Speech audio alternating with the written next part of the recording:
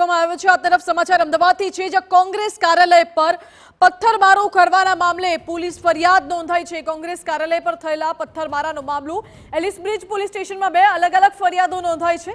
એક ફરિયાદ પોલીસ તરફથી, જ્યારે બીજી તરફ ભાજપ યુવા મોરચા તરફથી ફરિયાદ નોંધાઈ છે। પોલીસ દ્વારા કરાયેલી ફરિયાદમાં 5 આરોપીઓની ધરપકડ કરવામાં આવી છે। સીસીટીવી અને વિડીયો ફૂટેજના આધારે ધરપકડ કરવામાં આવી છે આરોપીઓની। હુમલામાં 4 થી 5 પોલીસ કર્મીઓ પણ ઘાયલ થયા હતા।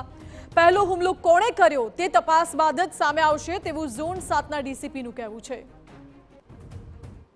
ये सब अभी जांच का विषय है। पूरा सीसीटीवी और मोबाइल के जितने भी वीडियो हमारे पास आए हैं उसकी हम लोग समीक्षा कर रहे हैं और उस हिसाब से जो है फाइनल इसका जो है कंक्लूजन बाद में बता पाएंगे। साहब सीसीटीवी પછી પરંતુ પોલીસ ઘટના સ્થળ ઉપર હતી। પોલીસને તો ધ્યાન હતું ને કે પહેલી શરૂઆત કોણે કરી।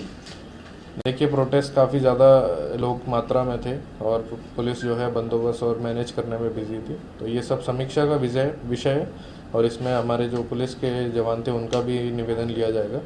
उस हिसाब से फाइनल कंक्लूजन पता चलेगा। પોલીસનો દાવો છે કે જ્યારે ઘટના ઘટી ત્યારે પૂરતા પ્રમાણમાં બંદોબસ્ત તૈનાત હતો।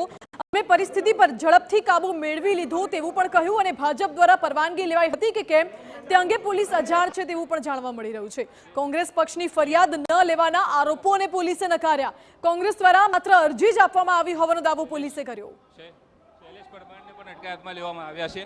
नहीं है, ये बात सच नहीं है। कांग्रेस ने जो एक अर्जी दी है तो उस अर्जी पे भी तपास कर रहे हैं और अगर फरियाद देने कोई आया नहीं है कांग्रेस पक्ष से, अगर वो फरियाद देते हैं तो हम ले लेंगे। तो अमदावादમાં પથ્થરમારાની ઘટના બાદ